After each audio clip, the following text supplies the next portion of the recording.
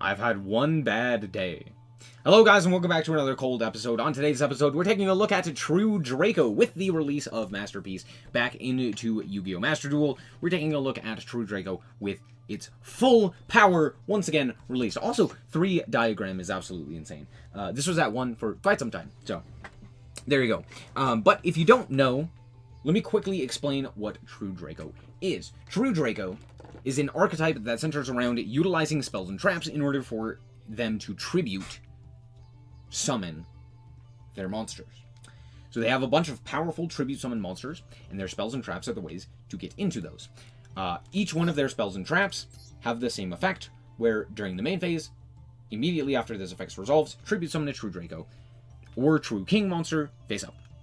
Now, on top of that, all of the True Draco monsters can be tribute summoned using a face up, can be tribute summoned face up with a continuous spell trap you control instead of a monster. Notably, those spell traps do not have to be face up. Sounds weird, but you can set these and then tribute over them. It still works. Cool. But you can't activate their effects, obviously. So, all in all, this culminates together in an archetype of big tribute summon monsters that basically play Protect the Castle. Because having this tribute summoned monster allows you access to some of the most powerful spells and traps in the game. Most notably, Domain of the True Monarch and Monarch's Erupt. This is just Scythe, but as long as it's on the field. As long as you don't have cards in your extra deck, your opponent cannot use theirs. You also have to have a tribute summon monster. And similarly, Monarch's Erupt is just skill drain, but one-sided, which is even more fun. So instead of both players having to play without monster effects, just your opponent does. That's pretty much the idea of the deck. Theoretically, these cards are not true Draco cards, but they're pretty much true Draco cards because at this point, they use them better than Monarchs. So let's quickly go through the card by card and the explanation. This is pretty much lifted card for card, minus one exception from Lithium Yu-Gi-Oh's list here. So shout out to him. He's the guy who I would highly suggest going and checking out. I will try to remember to leave a link in the description. He's much better at this than I am, so I literally took his deck and just played it instead. I did change one card. Instead of playing the instead of playing this guy, I played a Duality. I think Duality is just a little bit better.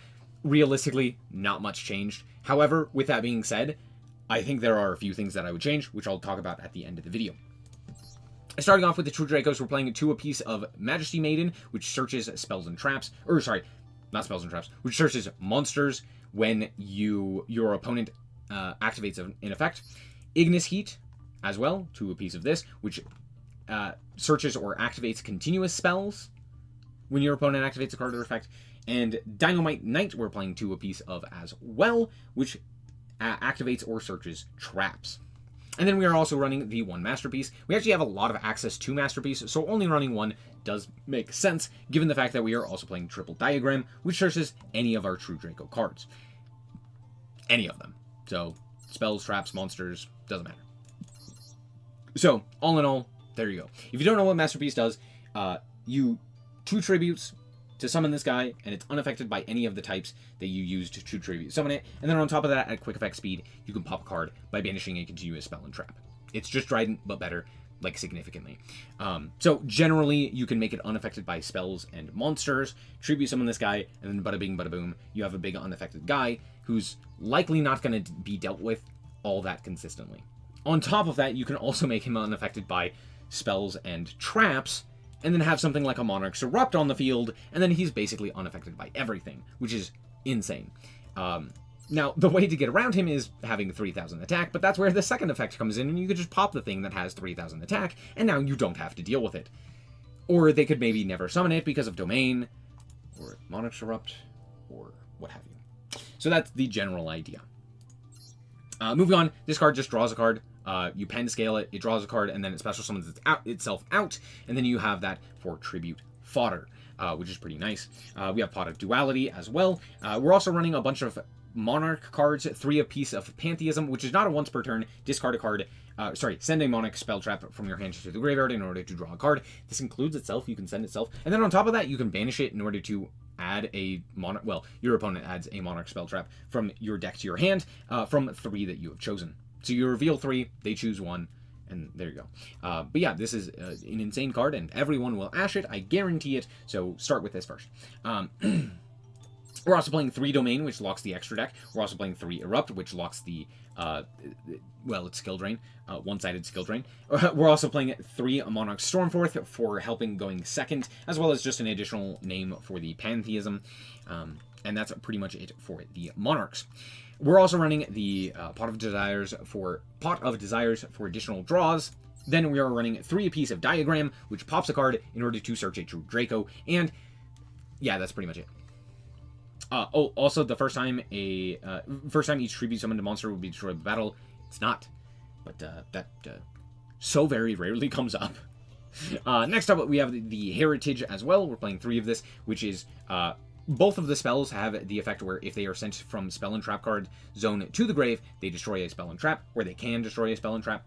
And Heritage says during the main phase, you can draw cards equal to the number of true Draco monsters sent. True Draco or True King card types, monster, spell, and trap, sent to the graveyard this turn. Sent from field to grave. So keep that in mind. So this basically just allows you to, like, if you tribute summon a guy, get like a card back, which is pretty nice. We also have Disciples, which shuffles back 3 from grave, and then it draws a card. So these are just ways to get additional cards into rotation. We also have ourselves the True Draco Apocalypse, which allows you to which pops a monster, as well as this one if it's sent from spell trap to the grave. And Apocalypse, we're playing 3 of this because what it does is it modulates attack and defense. At damage calculation, you can just pop 1 other card and then decrease the attack and defense of all face-up monsters your opponent currently controls by half. And then even if this card leaves the field. Then we have the 2 Return. 2 of this because it just special summons back a guy from the grave, so you already have to have a guy for it to really be worthwhile. And then on top of that, it has the other effects as well. So all of these during the main phase can tribute summon. And these are quick effects on the traps as well. Then we're also running a few other floodgates. Lose a turn, which just is pretty much the skill drain for a turn, and it also flips things sideways, which is pretty nice. But yeah, there's that. And then Apophis. If you don't know what this does, that's okay, because I didn't either until I read the card. But during the main phase, you could special summon this card. Then, after special summoning it, you can negate the effects of face-up cards your opponent controls up to the number of other continuous traps you control until the end of this turn. Now, because of the way that this is worded, you can go Chainlink 1 Apophis, and then Chainlink 2, 3, 4, 5. All different spells, or all different continuous traps, and negate 4 cards at the point of resolution of the Apophis. Notably, as well, it doesn't target, and it doesn't say monsters, spells, traps, anything, just face-up cards. So if your opponent were to, I don't know, example, activate Harpy's Feather Duster, you could special summon the Apophis and just negate the Harpy's Feather Duster. Also, not a once per turn.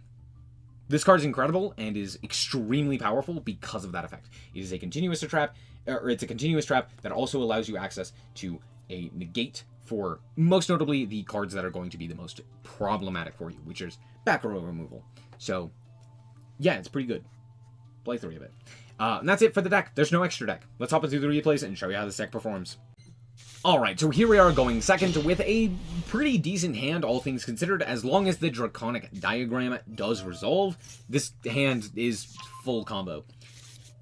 So yeah, my opponent's going to reveal that they are on Ubel. There it is. We all knew it was Ubel, but like, it could have been Sacred Beast. Anyway, they're going to do their whole combo, and I'm not going to really explain much about what is happening here. I'm just going to explain the game plan here, right? This is such a insane hand, all things considered, because the thing is, I'm not actually doing anything with monster effects, which is really good against Ubel, and yeah, that's like the main reason why I've stuck through this game. For the most part, if I'm going second, I'm just kind of like hoping and praying that my opponent just F's up their combo, which they do end up doing. If you've noticed, this is really weird, and they've kind of just, like, bungled their way into a really strange board. And then I realize, oh, they're playing Chamber. Okay, so they bring back a guy here, they're going to bring back another guy, and then they're going to do nothing with it.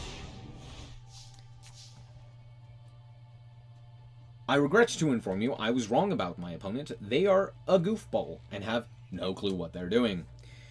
So yeah, yeah, that happened. The biggest concern on this board is Nightmare Pain. That's it.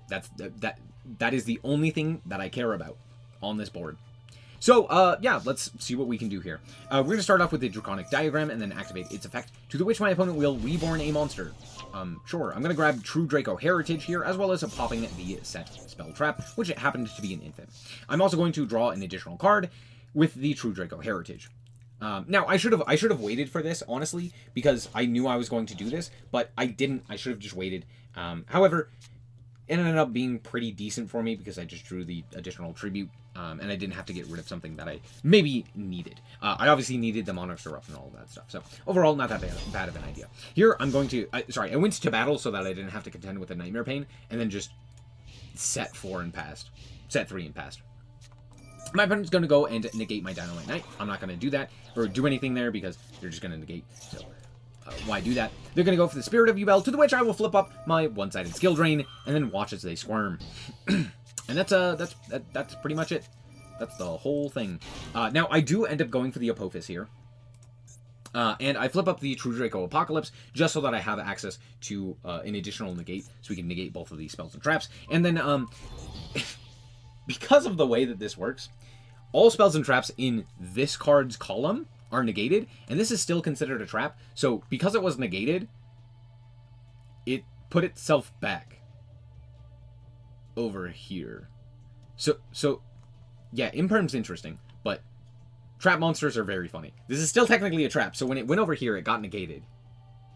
But the negation wasn't negated over here, which means it's not actually negated, it's just the monster is negated, which means when it's a monster, it goes back into the spell and trap card zone where it was activated from. So it goes over here. It's really weird, very funny, but overall, not really that big of a deal. My opponent's going to then crash and take 2,800 because I negated the effects of the Nightmare Pain.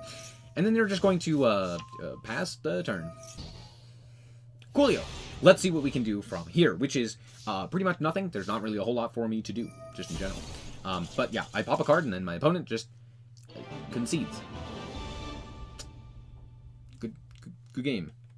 Now, if you thought that was fun, just wait till we go first. Here we have Masterpiece. There he is. Let's see what we can do with him. So we're going to start off here with the Draconic Diagram. We're going to go for the Heritage. We're going to tribute someone here. Then we're going to pop in order to grab up another Heritage, and then activate the Heritage effect, and we're going to draw 2 cards. Here we draw into Domain, which is great, and we're just going to activate the Domain and pass the turn. We have Dynamite Knight, which is fantastic, because it just gets us the trap, and yeah, let's go from there. My opponent is going to reveal that they are on Melodious, and I'm like, great. They activate the card, I go for the return, I activate the return, I'm going to attempt to bring back a guy, they're going to go for the Maxi, that's A-okay, and now we can go for the return, and making our guy unaffected by traps and monsters, and out comes the Masterpiece. So, there you go. We're also going to pop a card off of the effect of our... Oh, that's the end of the game. Turns out they can't beat a floodgate. Whoa, crazy. Okay, now stick with me. I promise this game is interesting. Even though my hand looks really not interesting, just stick with me. You will not regret it, okay? My opponent is going to Ash here. As I said, most opponents will Ash the Pantheism. Very standard here. But we do have the Ignis Heat, so I'm not really too concerned. But we are going to get our search here, or our ad here. So I reveal Pantheism, because I want to draw those 2 cards, and we had the Erupt already, so that's exactly what we do. Here we can now go for the Heritage to draw an additional card, which we draw into the Draconic Diagram, which is great. So we're going to pop, and I'm just going to grab the Masterpiece, and then I'm going to make it unaffected by spells and monsters, and just pass the turn. Now, here's the thing. I would not have done this if my opponent didn't tell me they're on Sky Striker. Can you see? They're on Sky Striker. So, yeah, and I was absolutely correct. I was 1,000% correct.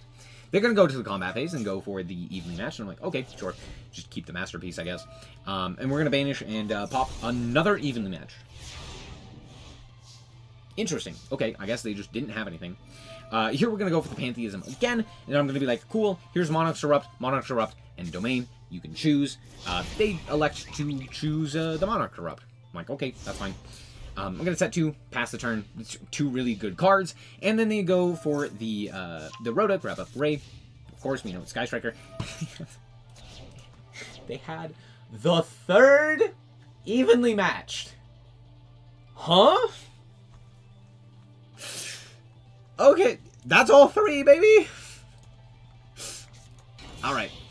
Anyway, out comes Shizuku, and I'm like, that's A-okay. They're gonna set a card. I'm gonna pop the Shizuku here before we're going to the end phase, because in end phase, they get the first action, which would allow them to search Engage, which I can't allow, because Engage is just that crazy. So, there's that. While they do only have 2 spells in Grave, getting a 3rd would be bad. So there's that. Also, you're probably wondering, why would we have not set or popped the set card? It's spell, most likely, so popping it doesn't really do anything for me, because it's not going to do anything. We draw lose a turn here, and at this point the game is pretty much over. Also, I don't know why they didn't decide to special summon the Ray from Grave. I have so many questions as to why that was not that didn't happen. Like, I have nothing. They could have just special summoned back. Obviously, like, they can't go into Shizuku, but, like, they could have done something. They could have gone Hayate. They could have gone... Actually, going Kaina probably is, like, worthwhile. Just at the very least, then you have, like, a guy on field. But they just didn't want to. So, that ends up just, like, making this extremely simple. Anyway, I set a card, and at this point, the game is over. Also, I know pretty much the card in hand is likely to be Valor. And it was. You can see. 3 evenlies. You gotta love it. Alright, and here we are once again going first. And once again, with the Pantheism, this time with Pot of Desires, which is kind of interesting, and you'll see why that becomes interesting in a second. We're going to start off here with the Pantheism, which doesn't get Ash. Whoa, crazy. And then we're going to go, hey, what floodgate do you want? Here's Erupt, and Pantheism. They give me the Pantheism, and I'm like, okay, sure, I'll just draw again. And I draw into the Erupt anyway, so there's that. And then we go for the Pot of Desires and banishing a whole bunch of stuff. And we draw into the Masterpiece, and then I just normal summon the True Draco and just pass. I don't know if this is necessarily the best play, but hey, I did it. So there you go. Anyway. Out comes Sheeran! Whoa! I'm immediately gonna set a guy, and yeah, my opponent's going to try to play the game, to the which I will say, no, Monarchs Erupt. And then they go Minerva, and I'm like, oh. Interesting. Because Minerva actually does have text. Now, notably, I'm actually bad, and should have activated the lose a turn as soon as the monster was summoned, because it flips it sideways. So I should have done that. Oopsie poopsie, my bad. Because now they can mill and, like, pop my guy, and that's... no good. But it also means that Loser Turn is still active, and there's that. Also, if you're wondering why Monarchs Erupt is not going to the graveyard, it's because it doesn't actually need to be, or there doesn't actually need to be a tribute summoned monster on the field at all times. It just checks during your end phase for some reason. Anyway, they give me a Monarchs Erupt as well, which is kind of funny. Anyway, now I have a Spell Trap unaffected Masterpiece, which is kind of cool. Under Erupt. Anyway, I pop this guy. They then pop my guy as well, and up comes Fellas. I'm like, oh no. Uh-oh. Not good. It's fine, we have Loser Turn. I'm not really too concerned. So my opponent's going to attempt to play the game again. Out comes the Kick Hollows, and then they're going to be flipped sideways. And negated. Smile. So, yeah, there's that. They're going to go to combat. I'm going to go for the return, bring back my guy. Look, he's back. And he basically is doing the same thing. They're going to pop him again and just mill a bunch of more cards. I'm like, oh no! Mudora! Wait, that actually does something! Anyway, I'm going to attempt to go return. They're going to shuffle back. I'm like, okay, well, there's not really a whole lot that I can do about that. But I did draw the Dynamite Knight. I don't know why. I could not explain to you why they activated Maxi. They just wanted to. But, yeah, there you go. Anyway, out comes the Dynamite Knight. They're going to attempt to pop. I'm going to activate my effect, and then we're going to activate the True Draco Apocalypse. I'm going to have the attack. Realistically, I don't know why I do this. I should have just let this resolve. This would have done nothing. I should have just let it resolve. But I don't, because I'm stupid. And it's fine. We're going to set 2 and pass. Yeah, at this point, I just feel dumb. So my opponent's going to mill too. They milled 2 really good cards. They milled Havness, Beast, which is wild. Now, remember that Beast is in grave? Just keep that in mind. Just keep that in your little noggin. Oh, wait, just kidding. It's no longer in grave. They made Winda. Why did they make Winda? I don't fucking know. The hell? Anyway, Kit's on the field, which is kind of funny. I don't know what's happening. Anyway, we're going to shuffle back 3 and draw 1. We draw another Apophis, which is kind of funny. But honestly, Apophis is actually, like, really good here. So, there's that. They're going to go for the Rhoda, grab up the Rhinoheart. I'm like, that's A-okay. And then they're going to attempt to activate the Kitakalos, to which I will promptly negate it, as well as negating the SnowiKs, because reasons. Here they go for the Fusion Summon of the Rukalos. I'm like, that's A-okay. And then it just gets flipped sideways, and then they just pass. Lose a turn. Saving our ass. Here we just go for the Tribute Summon once again, making it Spell and Trap immune, and then they still try and negate it. Okay, here's the thing. This does make sense, because technically speaking, I used the Apophis as opposed to one of my actual in the Spell and Trap card zone traps. However, because it is still a trap, it's not considered a monster for the effect of Masterpiece. So while in theory it would be like, oh, but that, like, you tributed a monster in a spell, shouldn't I be able to negate? No, because it's technically a spell and a trap, not a monster in a spell. But aside the point, my guy's basically unaffected. I'm not really too concerned. And, yeah, we can just deal with the field. I allow them to keep the window. I think window's cool. Smile. So, yeah, that's pretty much it. At this point, the game is over. Like, there's not really a whole lot that they can do. They summon the Shearing here, and then flip the window side. I don't know what they're doing.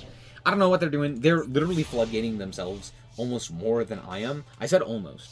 Okay? And then I draw this, which is kind of funny. Here they go for the snow, and I'm like, that's...